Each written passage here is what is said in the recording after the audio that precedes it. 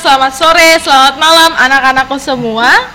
Perkenalkan, nama saya Ibu Kiki Chandra Nalurita Ciptadi, SPD, Guru SMAN 6 Mataram. Nah, kebetulan Bu Kiki ini memegang mata pelajaran sejarah wajib, sejarah peminatan, dan juga antropologi. Tapi untuk kelas 11, Bu Guru megang sejarah wajib.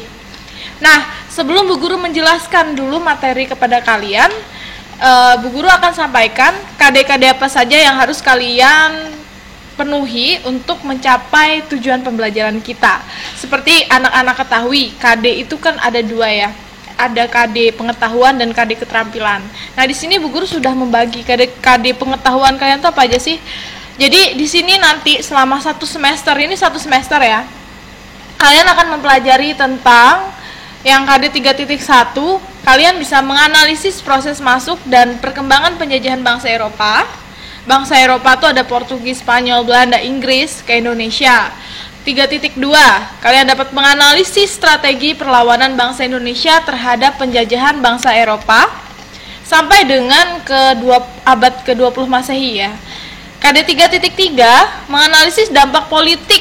Nih, dampak dari adanya imperialisme kolonialisme itu budaya, sosial, ekonomi, dan pendidikan pada masa penjajahan bangsa Eropa dalam kehidupan. Ini perlu digarisbawahi nih, dalam kehidupan bangsa Indonesia di masa kini atau masa sekarang.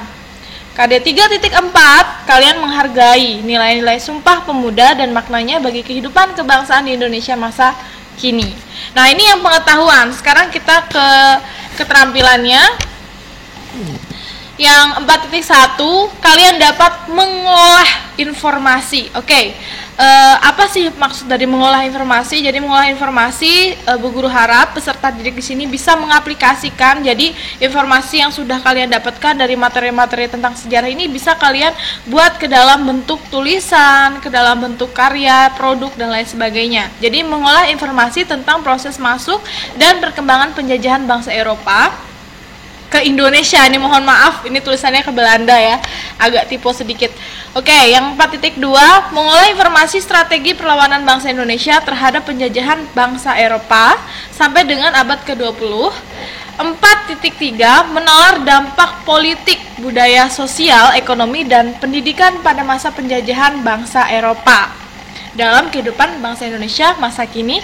Dan yang 4.4, menyajikan langkah-langkah dalam penerapan nilai Sumpah Pemuda dan maknanya bagi kehidupan kebangsaan di Indonesia masa kini. Oke, itu tadi KD 3 dan KD 4 yang harus kalian pelajari dalam satu semester ini. Tentunya di sini Bu Guru bagi menjadi dua. Jadi karena semester 1 itu kita ada UTS, jadi untuk materi sampai kepada UTS tuh kita akan membahas KD 3.1 sama 3.2 aja. Nanti yang 3.3 sama 3.4 akan kita bahas setelah ulangan tengah semester. Oke anak-anak, sekarang kita masuk kepada KD 3.1, yaitu tentang menganalisis proses masuk dan berkembang penjajahan bangsa Eropa. Ini menarik nih. Jadi di sini kita membahas tentang bagaimana sih bangsa-bangsa Eropa itu bisa datang ke Indonesia. Indonesia disebut sebagai waktu itu bukan Indonesia ya, mohon maaf. Waktu itu bukan Indonesia karena konsep negara itu belum ada, jadi dikenal sebagai daerah Nusantara. Kenapa daerah Nusantara itu disebut sebagai mutiara dari timur? Nah, jadi yang menyebut kata mutiara dari timur ini memang bangsa-bangsa Eropa. Bangsa Eropa menyebut bahwa daerah di Nusantara ini adalah mutiara dari timur. Mutiara itu kan sesuatu yang berkilau. Berarti ada apa di daerah Nusantara sampai disebut sebagai mutiara dari timur? Kita bahas di sini. Coba kalian perhatikan peta di samping. Kalau kalian lihat petanya, itu kan benua Eropa ada di sini nih. Nah, lalu apa yang melatar belakangi bangsa-bangsa Eropa, bangsa Barat khususnya Portugis, Spanyol, Belanda? Mereka rela untuk menyeberangi lautan dan samudera yang sangat luas ini ke daerah kecil yang dinama Nusantara. Kok bisa? Kayak kalian aja, misalkan kalian rela nih lewat bukit, gunung, lembah untuk ke sebuah alam gitu. Kan kalian datang ke sana itu kan tidak mungkin kalian berani berkorban kecuali ada yang pengen kalian dapatkan. Nah, sama nih, bangsa Barat juga seperti itu. Kenapa mereka rela dari Ini walaupun kelihatannya di petanya kecil, tapi kalau kenyataannya ya lama ya ini ya. Padahal zaman itu belum ada teknologi secanggih zaman sekarang nih. Kayak sekarang kan sudah ditemukan nih pesawat-pesawat itu juga dari Jawa ke Kalimantan pun juga perjalanannya lumayan gitu. Apalagi zaman itu dari Eropa ke Indonesia, ke Nusantara. Ke Nusantara mereka rela datang. Nah, latar belakang dari bangsa Barat tadi datang ke Nusantara dan menyebut wilayah Nusantara adalah daerah Mutiara dari Timur, itu adalah yang pertama. Kita bahas nih. Jatuhnya Konstantinopel. Pada saat itu, kalian tahu sendiri ada politik berkembang ideologi namanya kolonialisme dan imperialisme. Karena sejak zaman itu, setelah di Eropa terjadi revolusi industri dan merkantilisme dan lain sebagainya, orang-orang Eropa tuh pikirannya sudah mulai ke uang.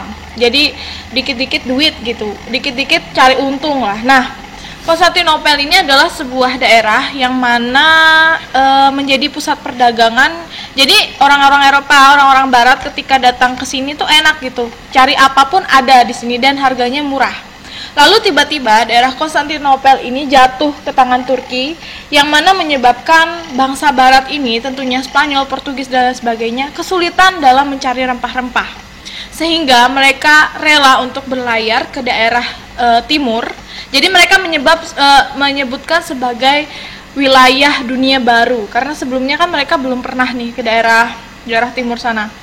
Wilayah dunia baru untuk mencari rempah-rempah. Nah, selain itu, pada saat itu juga mulai ada ditemukan catatan-catatan dari para pelaut handal yang menceritakan bahwa ada sebuah daerah yang banyak rempah-rempah di sana, sehingga mereka rela nih menyeberangi laut dan samudra, laut dan samudra gitu ya, untuk datang ke wilayah Nusantara. Nah, saya tadinya jatuhnya Konstantinopel, nggak mungkin dong kalau mereka datang tiba-tiba menghilang. Kan mereka tidak memiliki ilmu debus perdukunan ya, jadi mereka itu menggunakan alat. Nah, jangan salah, pada saat itu teknologi juga mendukung.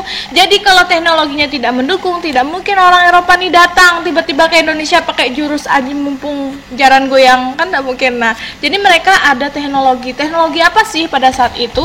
Jadi pada saat itu ada namanya teknologi kapal.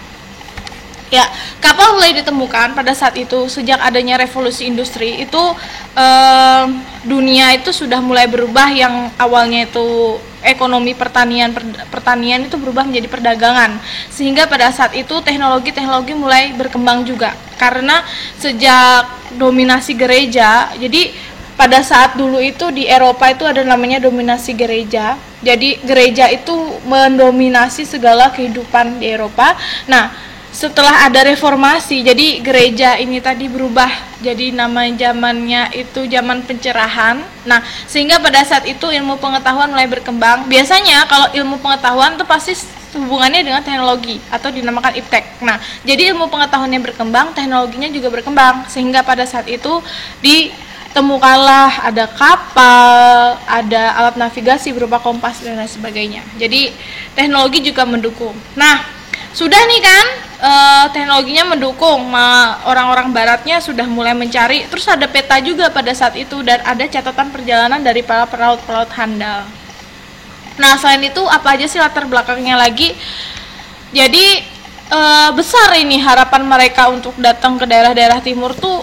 Jadi orang barat itu memiliki namanya paham 3G, bukan sinyal 3G 2D dan sebagainya, bukan. 3G ini adalah paham dari bangsa barat, dan salah satu faktor terbesar alasan mereka mau datang ke daerah-daerah Nusantara itu adalah gold, glory, dan gospel. Gold, glory, gospel. Kalau kita lihat dari bahasanya sendiri, gold itu artinya emas. Emas itu biasanya disimbolkan dengan kekayaan ekonomi. Nah, jadi gold, tujuan dari gold ini mereka ingin mencari rempah-rempah. Jadi tujuannya adalah mereka ingin mencari rempah-rempah dengan harga yang sangat murah dan yang sangat berkualitas, lalu mereka akan menjualnya ke daerah Eropa lagi dengan harga bahkan 3 bahkan 4 kali lipat, monopoli perdagangan. Nah, jadi mereka mencari rempah-rempah. Karena apa? Karena di sana rempah-rempahnya mahal. Indonesia pada saat itu Indonesia lagi, Nusantara pada saat itu rempah-rempahnya sangat murah. Nah, sehingga datanglah mereka ini, gold ini tadi ya, mencari emas atau rempah-rempah. Terus juga mereka nggak hanya mencari emas dong, mereka juga mencari namanya kekuasaan. Nah, sejak adanya revolusi industri, bangsa barat satu sama lain itu saling saling berlomba-lomba untuk memperkaya diri mereka dan memajukan wilayahnya. Jadi antara Spanyol, Portugis, Belanda itu saling berlomba-lomba lah siapa yang menjadi nomor 1. Nah, pada saat itu diketahui bahwa negara atau bangsa yang besar itu adalah bangsa yang memiliki banyak pengaruh dibandingkan bangsa lain.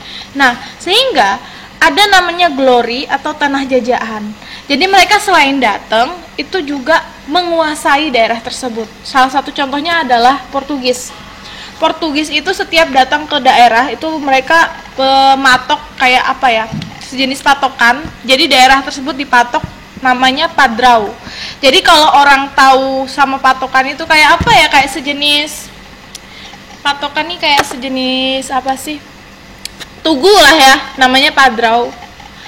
Jadi bola padrau itu sengaja ditaruh di daerah itu supaya orang lain tahu bahwa daerah ini adalah kekuasaannya Portugis. Biar apa Bu? Kenapa harus diberi daerah kekuasaan? Coba kalian pikirkan. Kalian pernah lihat nggak cerita-cerita preman-preman nih? Preman-preman di pasar. Coba ya. Kalau misalkan suatu pasar nih sudah menjadi daerah kekuasaan satu penguasa, satu the gang ini, maka penguasa lain tidak akan berani untuk datang ke pasar tersebut karena dia udah dimiliki. Nah, dengan cara seperti itu membuat apa yang sudah ada di situ, jadi rempah-rempah yang di situ menjadi kekuasaan bangsa Portugis. Jadi mereka nggak rebutan gitu, jadi nggak harus rebutan lagi karena itu sudah punyaku, gitu istilahnya, tanah jajahan, kejayaan. Nah, selain itu juga mereka punya namanya gospel. Gospel itu adalah penyebaran agama. Sama seperti agama Islam, pokoknya agama manapun. Jadi mereka merasa kalau mereka bisa memberikan pengaruh agama nih ya bangsa yang baik gitu. Jadi mereka ingin membawa orang lain untuk ikut ke dalam agama mereka. Ya pada saat itu memang agamanya agama Kristen dan Katolik. Nah, itu tadi alasannya yang gold glory gospel. Nah, sekarang